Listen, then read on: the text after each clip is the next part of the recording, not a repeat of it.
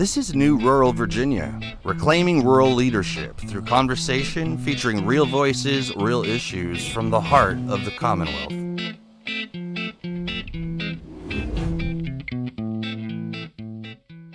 Hey all, welcome back to New Rural Virginia Podcast. I'm Parson Brown. And I'm Larry Wallers. Parson, so good to see you again. Only been a week.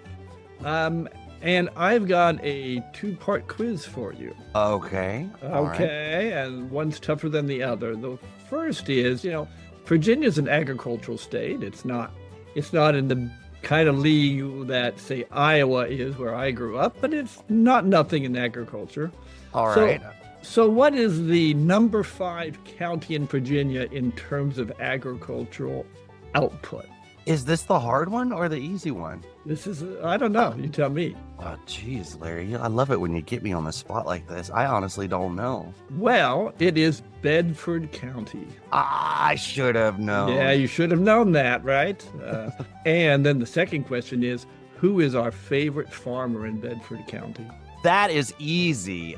Obviously, it is Joy Powers. Absolutely. You got that with one us right. Today. Yeah. That's right. Who was our very first podcast guest way back in June. Yeah, our first guest and our first repeat guest. But now we get to come back as we're ready to start early voting. So it's been a whole summer.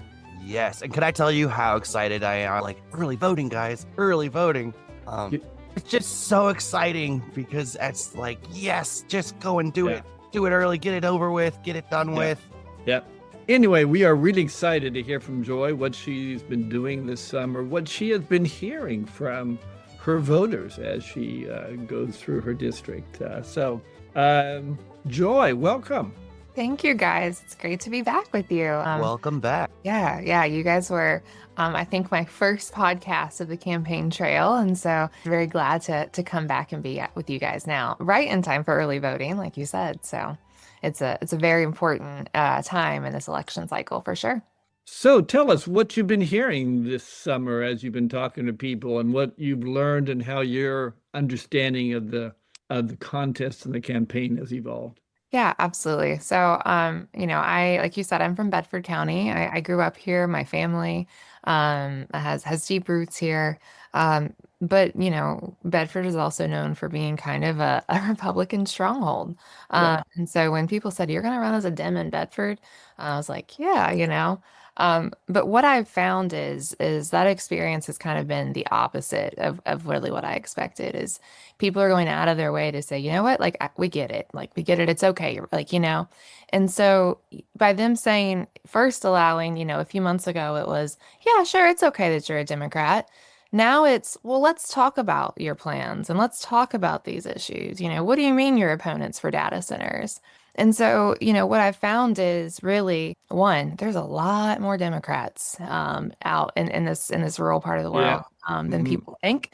But two, also is, there's no ground lost. I think that people, when we have the right conversation, people are willing to listen. Mm-hmm. Well, you have a great campaign platform. The acronym is H.O.M.E. It's healthcare, opportunity, market affordability, and education. And so, as you say, it's a common sense blueprint to fight for working families in rural communities. So today, I think Larry and I we were going to see if we could just take it one by one and have you tell us really what you have in mind.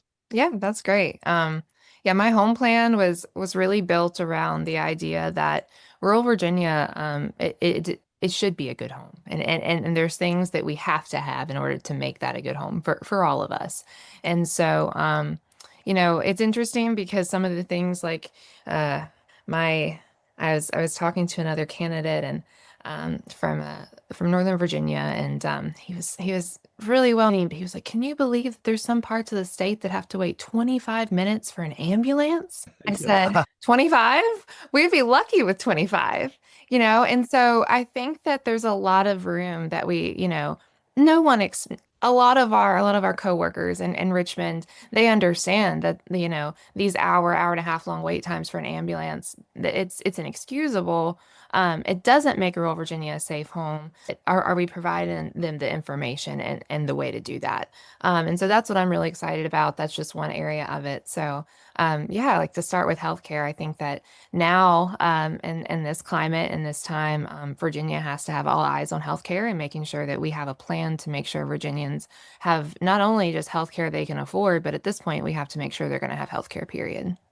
Right. And Right. we chuckle, but it's really because of how ghastly the conditions are in so many rural communities, and that's the truth, the sad truth of access to Right. healthcare. And and especially emergency services, we are overburdening volunteers. Um, Hmm. that's the That's right. it's we can do better, we have to do better kind of thing. Right. And I think the challenge for Republicans is these huge cuts to healthcare that have been already set in stone with the big the tax bill. They are have no choice but to support it. So I think in their heart of hearts, they know this is going to be really bad for their voters. Yeah, absolutely. I think now more than ever, we know that there's no room in the Republican Party for discourse or disagreement with the administration. Um, and so I think that we've seen that, reflected in a lot of even the state policies that have happened here and the rhetoric surrounding healthcare.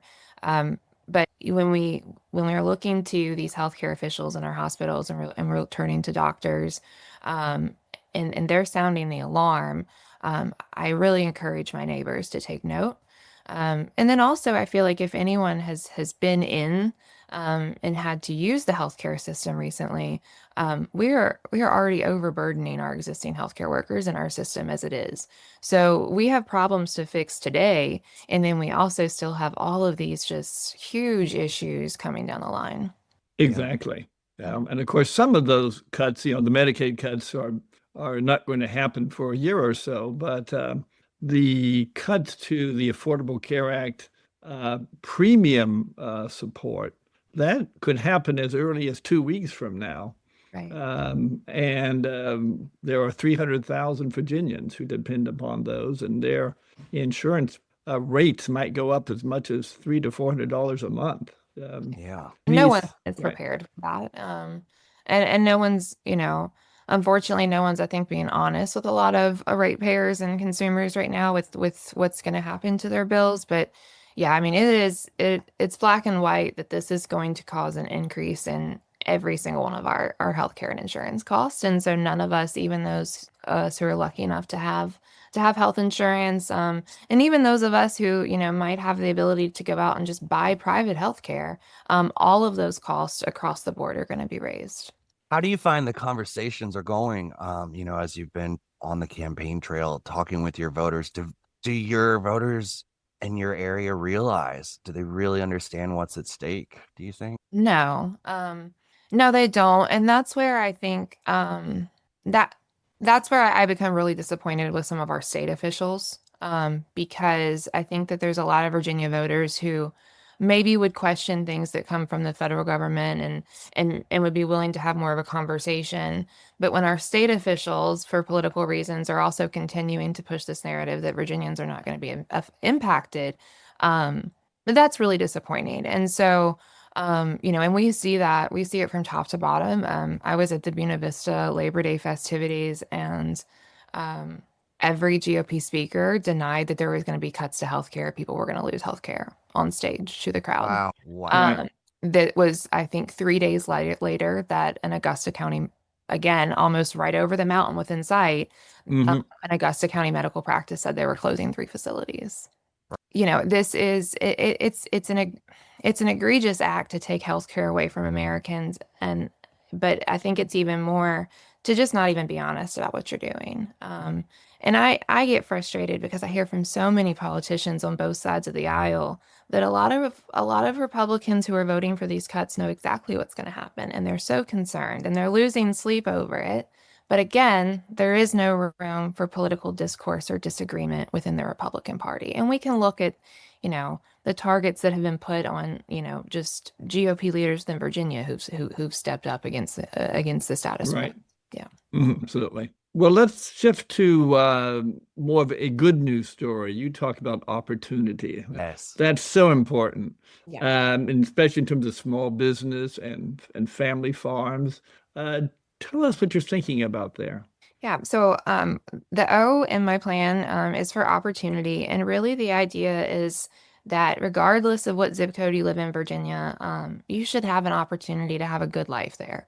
And that means to have a good job. And so I think that we've missed the mark on a lot of our job growth and industry growth in Virginia, especially in the data center age that we're in now. So what I would really propose is to take and really take and use things that like tax credits. So I would love to take and use tax credits to award things like entrepreneurship programs. South Carolina did a model of this because Hmm. what was there's a lot of companies who would be interested in doing an entrepreneurship program, but those programs are more expensive and costly than it is to just go out and hire the trained talent right then. So the state really kind of can be a better partner in facilitating this link between getting good graduates into good paying jobs and in industries that fit those communities. So we've seen some of this. There's been some indoor agricultural products who've gone in, in the Danville region and in Southwest. Um, so we've seen this opportunity work. But furthermore, I think that we really need to take a step back and realize that we have kind of created this stigma around career and technical education by Hmm. underinvesting in it.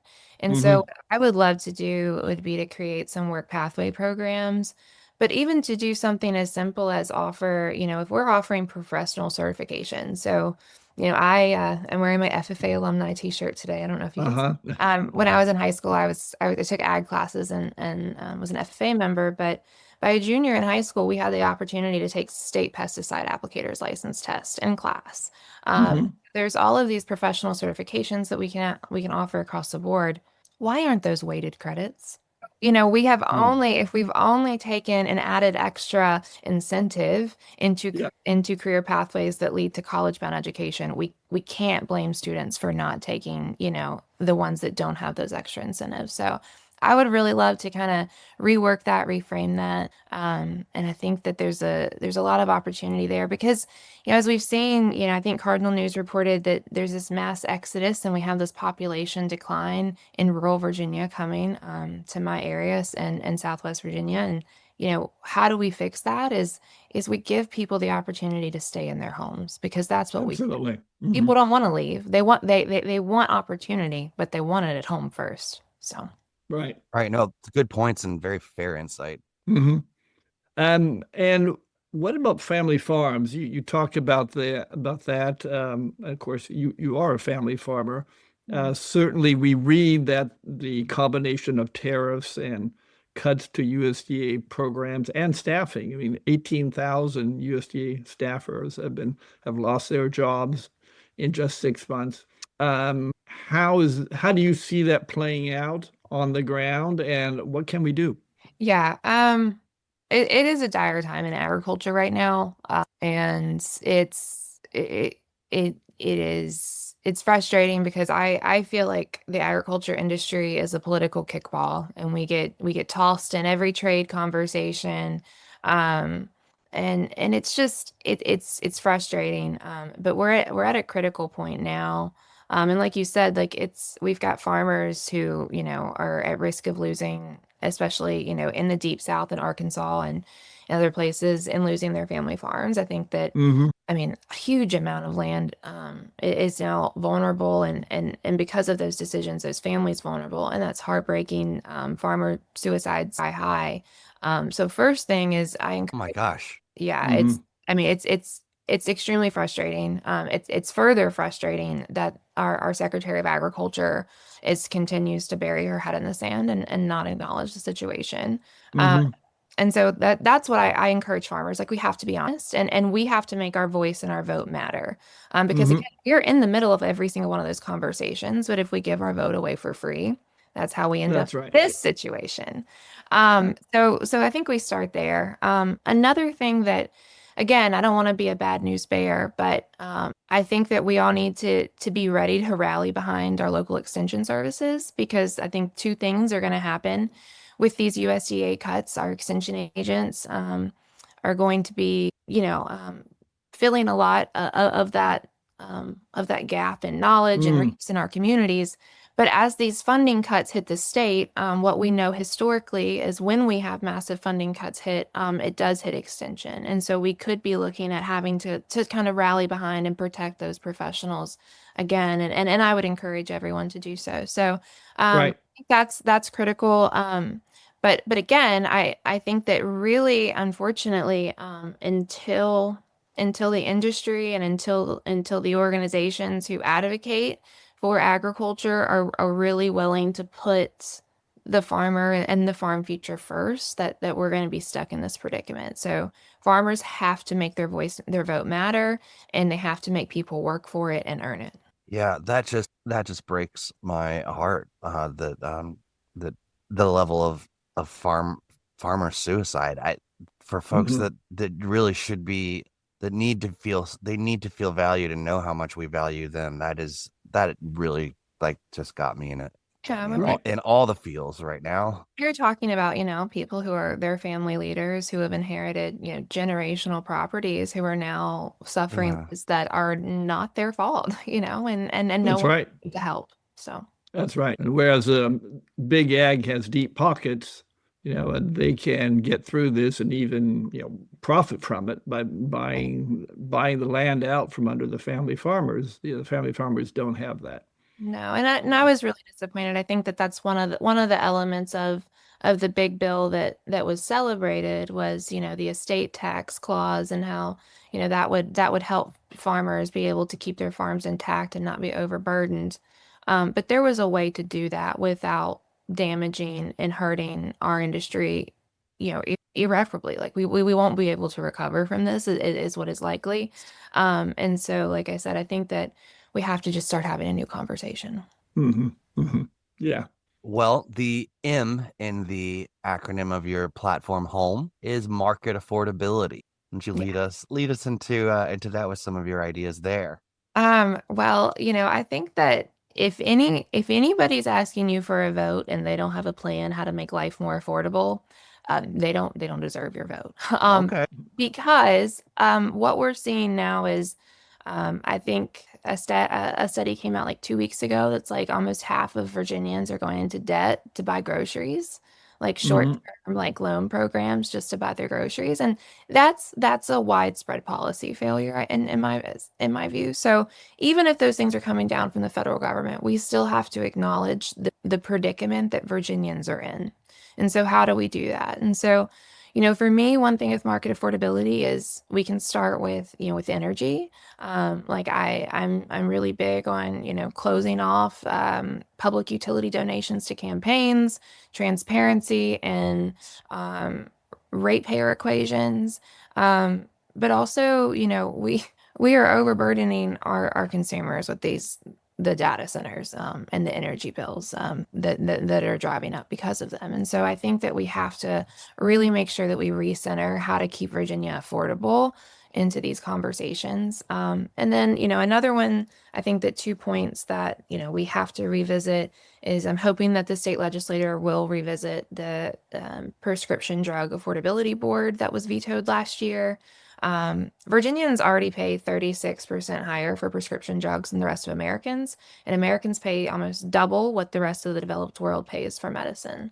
So Virginians therefore have some of the highest medicine prices in the world.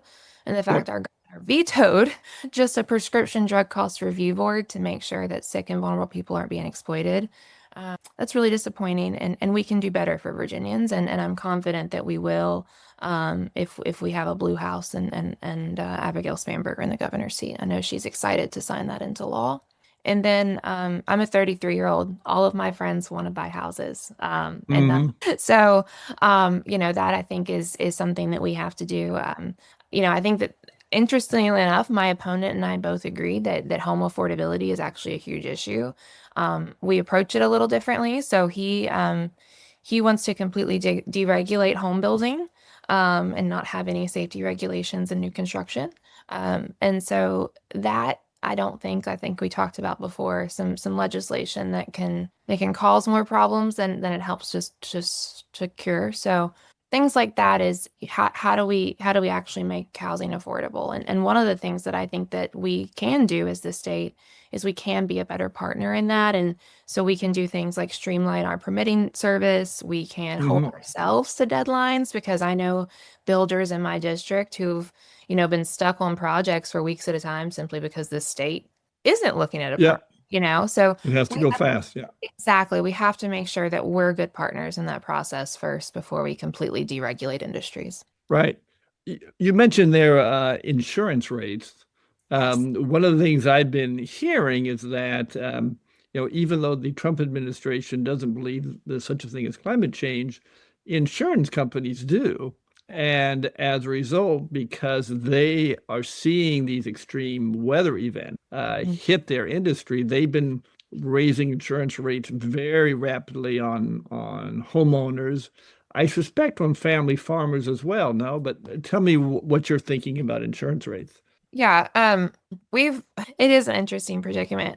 And we see it a lot, especially, not necessarily in my district, but throughout deep Southwest where, a lot of these homes that are hit by climates, they don't have insurance because insurance would never cover them to begin with because Right, this was inevitable. right.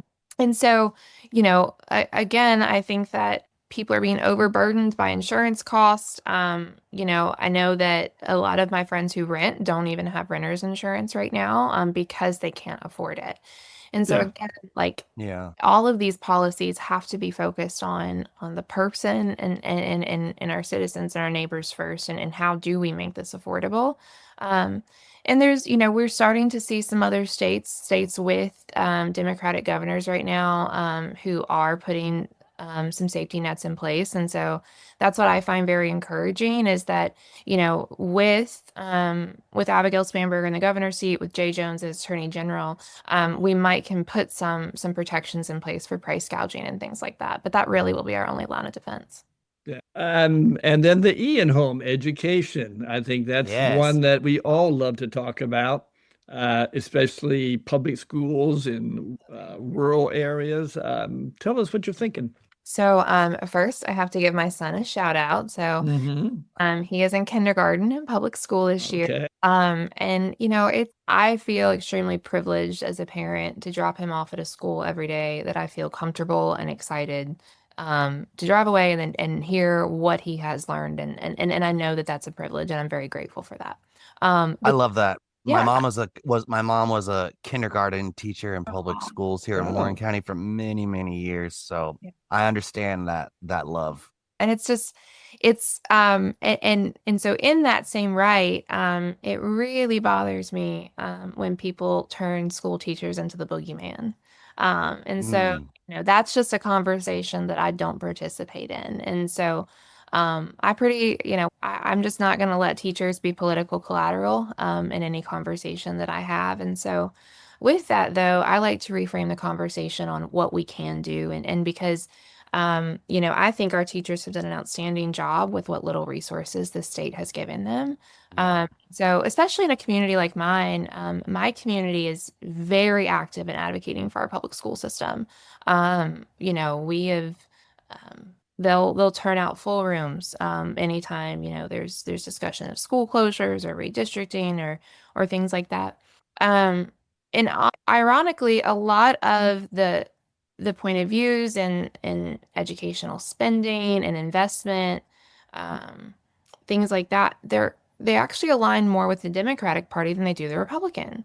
And so what's happening is we're kind of electing people at the state level to represent our communities that aren't advocating for our needs. And so my community is overwhelmingly supportive of public schools. But we haven't done anything to invest in infrastructure here. And so that's one of the things that I would hmm. like to see, and I think the state's really failed on, is the state has to be a partner in educational infrastructure. And so, we have a school, was my local elementary school. Um, they built a new expansion school when I was in second grade, so it was probably around 2001 when that school opened. My son goes to that current expansion school right now. And the reason why I say that is because when Bedford County planned that school, my son is now in the class of one of 23 kindergartners.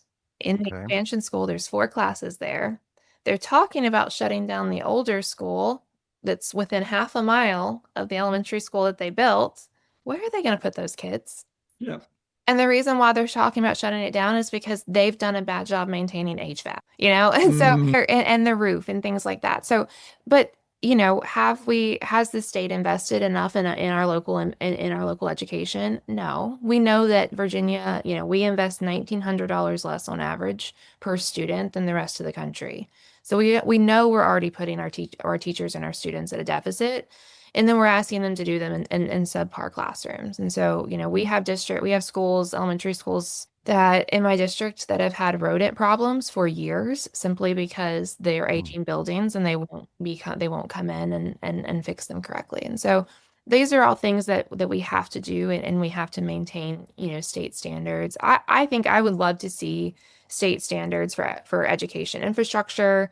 But with that is the state cannot continue to give guidelines and pass those down the line and also not Yeah. provide for them because for Unfunded rural, mandates. right, right. Because for rural communities, it's extremely burdensome. Yes. We've seen that with the school resource officer legislation that got, that was passed. And so that came with funding for a certain amount of time. Well, when that funding Right. ended, does that mean the schools lose their resource officers? Or does that mean that the localities have to find the funds to now staff all of those officers? And of course that's been turned into a political kickball back and forth since. So Right. And those aren't Yes. choices that we should be forced into making. no, no. Yeah. And so that's what I really want to make sure that, we're centering our students, but I would love for us to have just a basic standard, of educational care that we provide students across the state to make sure that, um, not to not to use the line that no one gets left behind because we know the damage that Right. it's That. done. But unfortunately, the reality is that actually did leave a lot of folks behind. And, Fine. and of course, we've got to rework our education funding formula from top to bottom. Well, we can't be investing in education based on property value and things like that. So, No, no. Right. Now, the Republicans are arguing that we should be taking some state funding, not sure where it would come from, to support private schools, right? mhm. Are you hearing much about that as Yes. you talk to people? Absolutely. So my opponent, him and I have completely opposite educational tracks for ourselves and our parents. So I am exclusively a public school product, and he is exclusively homeschool. So we both have very different outlooks. But I will say this is I think it is paramount that parents do have a choice in their children's education. Hmm. Um, I when I was deciding if my son was going to be in kindergarten, it wasn't, homeschool was an option that we weighed and it wasn't the right option for us. In 3 or 4 years, if something changes in his life and that's the right option, then that's what we're going to do. And so I support that. Um, and so I want to make that really clear that I do support, and I think that there's opportunities that we should pursue to let children participate in things like career technical education and some specialty courses and things like that, especially as they advance on. I think that there is opportunity for that. But where I do get concerned is when we start talking about funding. Like I said, our state already underfunds students, $1,900 per student. They're already underfunding. If we take and we go down the school choice route, which I always have to be really clear with parents, it does not mean that you get to choose whichever private school you want your child to go to, despite your income level. It means that schools are now deciding whether your child is worthy of an education with them or not. And so what that means is, things like special education, um, any kind of accommodations for IEPs, 504s, all of those, they get to be weighed in the conversation of if your child deserves, if your child is disabled, if someone finds a vague Facebook post they don't like, they would still be Right. able to say, no, you won't be able to do that. And they can do that with state funding. Mm. That is un-American. And a lot of people use the religion argument to try to justify that. As a Christian, like I'm here to say they asked Jesus to take over the government and he said, what God is God's, what Caesar's is Caesar's. I'm big for the separation. Yeah. And I do think that's really important. Hmm. My goodness. Yeah. You alluded a little bit to higher education, the technical schools and such. And in fact, we at New Rural Virginia have written about this in the past that Virginia really underfunds its 2-year schools as compared to its 4-year schools. I think it's about half the amount of state funding per student. Is that something people talk about? Is something we should focus on more? Uh, I do think that people see the lack of investment. I don't think they understand the comparative, and so they don't understand really the larger picture and what we could do. So yeah, I think that that's definitely something that we weigh. I will say that I think probably over the last 10 years that there's been maybe less stigma, at least in my community, around especially getting your associates and then going Right. to a four university. And so I think that we have done a good job in that. But what that models to me is that, there was intentional effort designed around pushing that narrative, around promoting Right. that. So we can do it successfully. And so what I would like to see is really some public-private partnership into some of these regional community colleges. And so, for example, in my district, we have CVCC. We also have BWX, who's, one of our largest industries. They work in the nuclear industry. We should be encouraging and helping facilitate public-private partnerships because they are one of our largest employers. And so instead of going out and them hiring outside talent, even from a bachelor's level, if we can offer specialized associate that they're involved in the training and from the ground there locally, that's going to give them a huge advantage because they're hiring people with deep roots in the community who they've been involved in the training process from day one. Mhm. I think that's the way forward is some public-private partnership in this. And so I'm excited about that. I'm going to continue to work on that, no matter what happens come November. But I'm a big fan of CTE education. I think that career and technical education in our high schools and middle schools do a great job. I think we need to look and see what works, invest in more of that. Yeah. Oh, Joy, it's been so much fun to catch up with you again. Yeah. Yes. Thank you so much for coming back to us and for being such a pleasure and such a well-read and very articulate candidate. We're so excited for the things that you're doing.